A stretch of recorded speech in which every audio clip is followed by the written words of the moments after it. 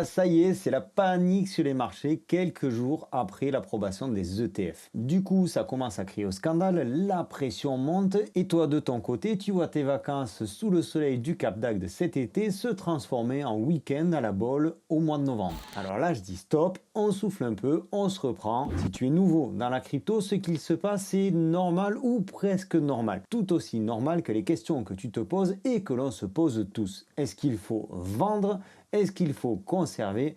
Est-ce qu'il faut acheter? Est-ce que ça va continuer à descendre? On fait un point de situation dans cette vidéo pour bien comprendre ce qu'il se passe. La première question qu'il faut se poser, c'est pourquoi ça chute? Et il y a plusieurs explications à cela. Il y a tout d'abord le fantôme de FTX. Souviens-toi, FTX c'était la deuxième plateforme au monde. Ça jusqu'en novembre 2022. Des malversations de Sam Bankman-Fried, le patron de FTX à l'époque, sont révélées. Quelques jours plus tard, FTX crash, mettant une secousse sans précédent sur le monde de la crypto. FTX se place donc en faillite. Et d'ailleurs, il va bien falloir vendre le peu de choses qui restent de cette plateforme. Et c'est là qu'on peut expliquer une partie de la phase de baisse du Bitcoin à l'heure actuelle. Les liquidateurs de FTX ont en effet vendu 1 milliard de dollars de Bitcoin ces dernières semaines. Pour être précis, c'est pas tout à fait ça. En fait, ils ont vendu des ETF Bitcoin appartenant à Grayscale, un groupe d'investissement dans lequel FTX avait investi. Et ces ETF, ils existaient depuis une dizaine d'années. Déjà, tu comprends que les ETF Bitcoin ne datent pas du mois de janvier 2024. Il fallait le savoir. Donc, dans le cas d'une liquidation judiciaire, les représentants de l'État vont vendre les actifs de la société pour rembourser les créanciers, ou du moins ce qu'il est possible de rembourser. Ajoute à ça une information importante, c'est que le cours de l'ETF de Grayscale était décorrélé du cours du Bitcoin de 30% environ. Il était 30% moins cher. Donc, quand le marché aux ETF s'est ouvert, quand le marché aux ETF s'est élargi, ils en ont profité pour tout vendre au meilleur prix. Le 11 janvier 2024, premier jour de la négociation des ETF, la valeur des avoirs GBTC, Grayscale Bitcoin de FTX a atteint la somme colossale de 900 millions de dollars. Ceci sur les 30 milliards de dollars que Grayscale détenait en actifs GBTC. Bon, ça c'était la première vague baissière liée au crash de FTX 2 ans plus tard, mais celle-ci semble terminée puisque les liquidateurs de FTX ont vendu tous les actifs. Mais Grayscale n'avait pas que FTX comme client. Sur les 30 milliards que détenait Grayscale, FTX ne représente finalement que 1 milliard. Seulement depuis le 11 janvier. Grayscale s'est séparé de 2 milliards de dollars de Bitcoin supplémentaires, au rythme quotidien de 600 millions par jour, soit un total de plus de 50 000 BTC. Alors ça pourrait paraître surprenant, tandis que le cours du Bitcoin était censé monter depuis l'arrivée des ETF BlackRock. Et on sait que BlackRock a acheté beaucoup de Bitcoin. Seulement voilà, quand on dit beaucoup, de l'autre côté, c'est seulement 1,2 milliard de dollars de Bitcoin qui ont été achetés par BlackRock. Et donc c'est bien trop peu pour contrer les ventes de Grayscale. Alors pourquoi Grayscale vend autant? Et c'est pas vraiment Grayscale qui vend, mais plutôt ses clients. Ses clients qui se sont gavés pendant des années et donc aujourd'hui nous sommes confrontés à des prises de bénéfices. Mais pas seulement.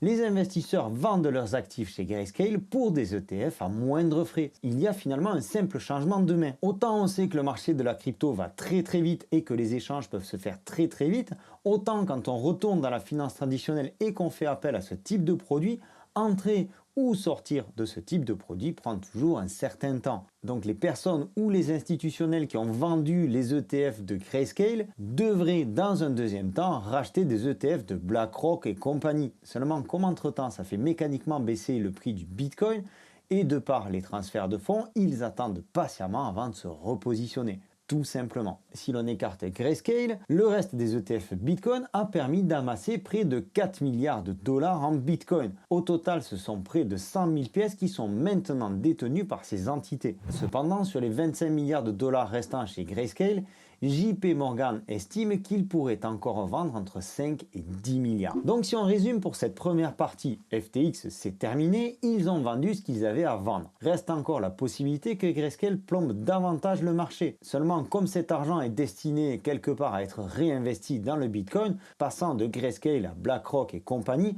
on devrait rapidement avoir une position d'équilibre. Il est un vieux proverbe sur les marchés financiers qui se vérifie une fois de plus, buy the rumor, sell the news. Achète la rumeur, vend la nouvelle. C'est exactement ce qui s'est passé avec la spéculation sur le Bitcoin autour des ETF Bitcoin et sur les cryptos en général. Mais il y a une autre news qui influence actuellement le prix du Bitcoin. C'est la remontée du prix du dollar. Celui-ci avait atteint le 27 décembre un plus bas à 100 sur l'indice DXY, l'indice de la valeur du dollar, et la valeur du dollar remonte donc petit à petit et vient tout juste de dépasser les 103. Et comme le Bitcoin s'échange face au dollar, si le dollar monte, mécaniquement le prix du Bitcoin baisse. Alors je sais un petit peu ce qui se passe chez toi. Tu commences à perdre patience, tu commences à stresser et tu vas finir par vendre. Et ça, c'est la pire erreur que tu puisses faire. Si l'on revient un petit peu en arrière et qu'on compare ce qui s'est passé lors des bull runs précédents, tu vas voir que c'est assez flagrant. Ici, on a ce que l'on appelle le Rainbow Chart. Je te laisse le lien en description.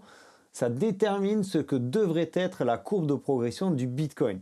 Tu vois que le haut de l'arc-en-ciel qui est en rouge, ce sont les parties où il y a du surachat, où en fait il y a une certaine frénésie, on appelle ça une bulle haussière. Et de l'autre côté, tu vois que les parties bleues sont les parties où il faut absolument acheter. Alors ce qu'il y a d'intéressant sur cette illustration, c'est que tu peux voir aussi qu'on a eu par le passé des baisses assez significatives autour du halving. Le halving, matérialisé par les 4 traits verticaux que tu vois, c'est un événement qui se produit tous les 4 ans et qui impose d'augmenter la difficulté de création du Bitcoin. Il devient de plus en plus difficile tous les 4 ans de créer de nouveaux bitcoins. Donc si c'est plus difficile de créer des nouveaux bitcoins, ça va forcément diminuer l'offre de bitcoin. Et comme on sait que le bitcoin est toujours en phase d'adoption et donc que la demande augmente, mécaniquement on a une poussée haussière après chaque halving.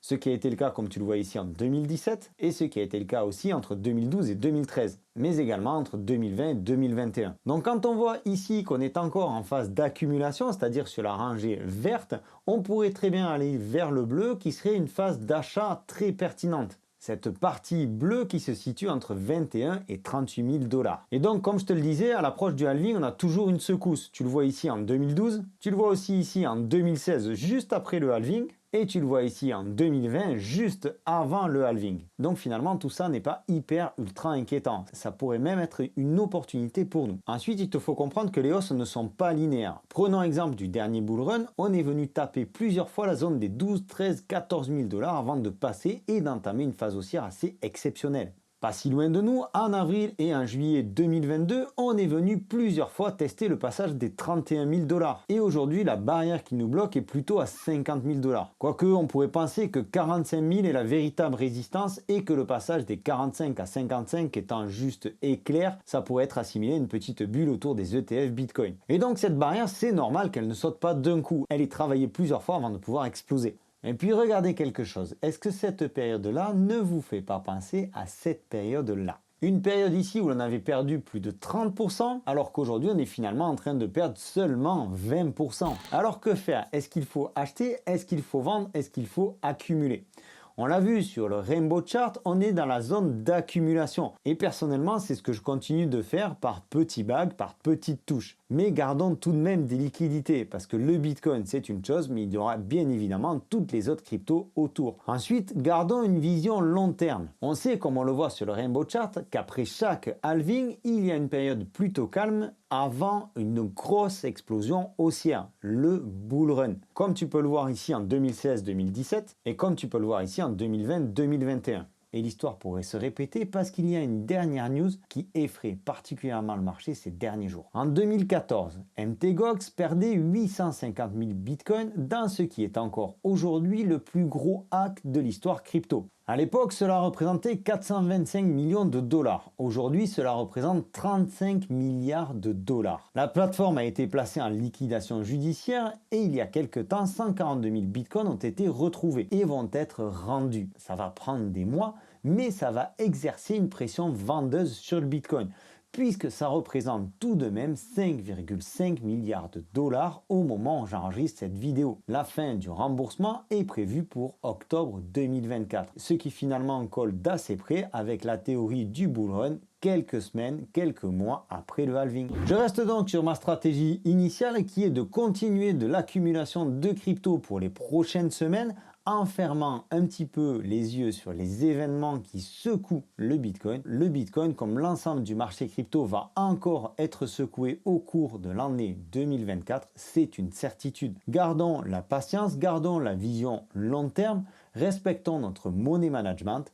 C'était Sylvain pour Objectif Lune. J'espère que cette vidéo t'aura apporté un maximum de contenu et aura éclairci tes connaissances et ta vision sur la situation actuelle. Je t'invite, si ce n'est pas déjà le cas, à t'abonner par ici. Au passage, n'oublie pas de laisser un like. Tu peux également poser un commentaire. Prends soin de toi et de tes finances. Je te dis à très bientôt. Ciao!